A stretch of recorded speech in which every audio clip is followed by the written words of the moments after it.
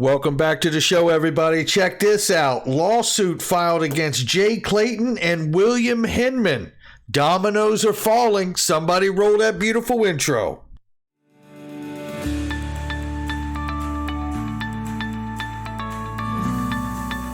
Digital Perspectives with Brad Kimes. Come on in.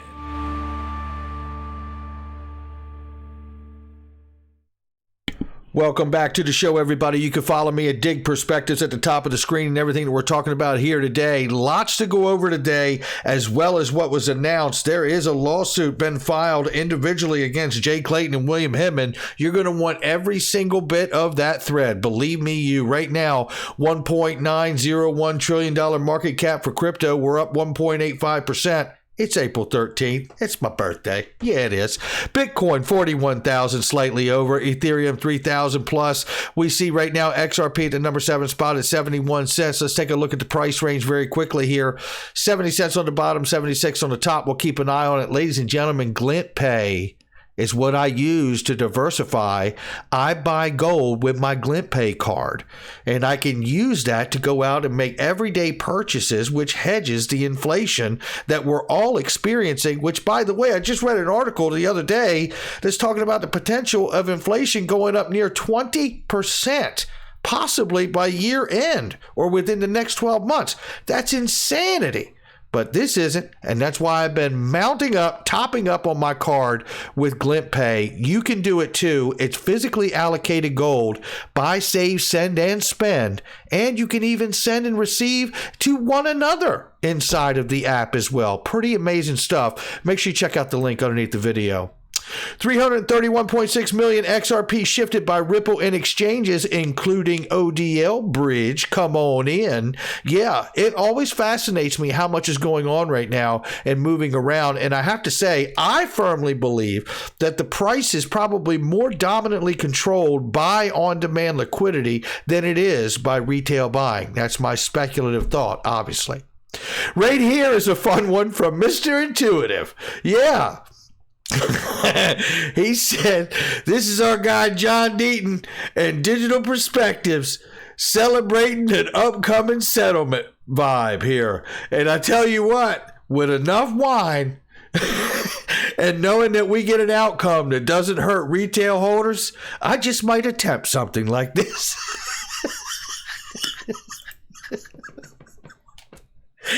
Oh, and if it couldn't get any funnier, we find out that Ethereum merge to a proof of stake has been delayed until the fall. Pretty much, I think this picture is an accurate representation of the state of Ethereum's upgrade right now. Forgive me, it's my birthday. Coinbase again accused of insider trading after new altcoin prospects are published. Six-figure purchases or purchase of tokens seems to indicate insider knowledge of a Coinbase report before it went public. Not the first time Coinbase employees have been accused. Well, people are people. You know what I mean? That's for sure. Brazil will likely begin its CBDC pilot in the second half of 2022, according to statements from president of its central bank. Things are moving forward, ladies and gentlemen, even though we feel that lack of clarity in the States. The Central Bank of Iran has spoken to banks and credit institutions about regulations surrounding crypto real. And it says here the CBDC will involve various financial institutions that can implement smart contracts with the central bank managing the currency, which means they give it and they can take it. This here is Janet Yellen talking about, really, we must redouble our efforts to decarbonize the economies. Listen to this quick clip here. IPCC reports confirm that our window of opportunity to leave our planet worthy of our children and our grandchildren is even closer to being permanently shut. We must redouble our efforts to decarbonize our economies, recognizing that countries will use a range of tools, including carbon pricing, regulation, and subsidies to achieve needed emission reductions. First of all, it sounds like she's always speaking to a kindergarten class. It's very condescending feeling. Number two, she's the U.S. Treasury Secretary, not the Department of Energy.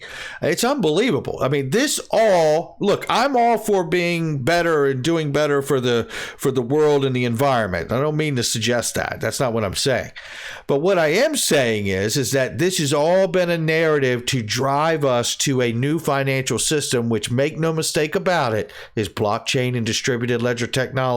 Speculate a little further, I think XRP and the XRP ledger is smack dab in the middle of it all.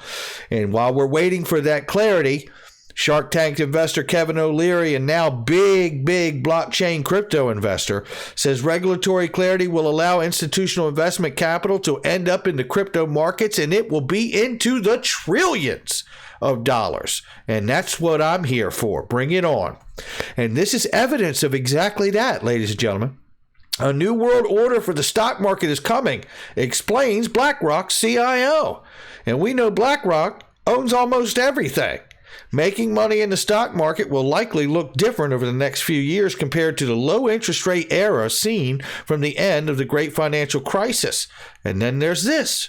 BlackRock says they're also investing in Circle now. Okay, now I really feel like the USDC is the unofficial digital dollar for the United States of America. Shout out to Jeremy Allaire. When you can pull BlackRock, Fidelity, Marshall Wass, and FinCapital are investing in crypto firm Circle. In addition, BlackRock, the world's largest asset manager, has entered into a broader strategic partnership, into the crypto firm. Believe it or not, I am getting better. Right here. And listen, and check this out. How about all of this for timing?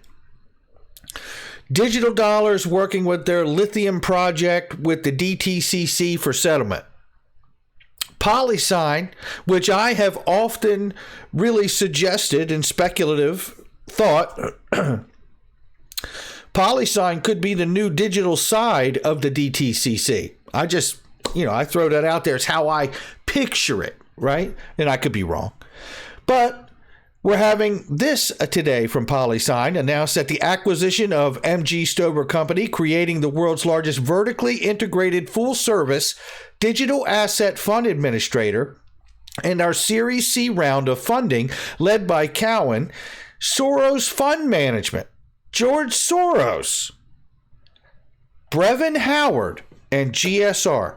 Now, I tell you, and we know from Digital Asset Investor, George Soros and Gary Gensler have met a handful of times. He won't give us the light of day, the 66,000+ XRP holders that he's hurt and allowed to be hurt from the continued lawsuit put in place by Jay Clayton. But he'll meet with George Soros. I tell you, something's coming, because it all reminds me of what's coming for November with SWIFT. Remember, ISO20022 rolling out? Get ready, November 22. This is from SWIFT's website.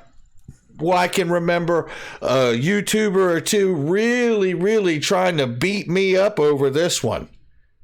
Well, what are they going to do now? Attack SWIFT? Because SWIFT says it's coming in November 22. Now, does that mean that it will be the use of XRP for settlement? No, but the window's open for it because Ripple is on the ISO20022 de facto global standard for modern payments, and they are on the committee for that as the first member focused on distributed ledger technology, now also Stellar as well. So keep that in mind. And here's the news of the day right here, ladies and gentlemen. Jeremy Hogan shares it. Attorney Fred Rispoli has filed a lawsuit against Jay Clayton and William Hinman. Take a look here. I said, SpaghettiOs. Jay Clayton and William Hinman finally getting called to carpet for their actions. This is a lawsuit's been filed. This thing's going to see its way through, ladies and gentlemen. He says, I promise you're going to want to read this until the end. Come on in, Fred. Those within the ranks are intimately aware of the corruption within government entity that used to be founded on principles of justice and protection of individual rights. We also know only now that so many insiders knew of the corruption, the graft, and the scheming that has created an all-out assault on American global innovation in digital assets and blockchain technology.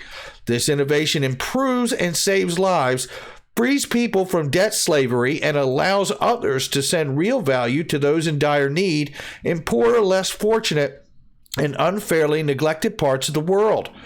Alas, like nearly everything in life, innovation that can save so many at such a large scale and such reduced costs from legacy systems, well, that threatens long-entrenched powerful interests, and those interests maintain their grip by persuading others to bend to their will. We know only some of the seedy underbelly of what happened behind closed doors in secret with Mr. Hinman and Mr. Clayton regarding their conspiracy to destroy the XRP Ledger Network. These two knew each and every XRP Ledger Network user had substantial interest in the growth and development of the XRP Ledger Network.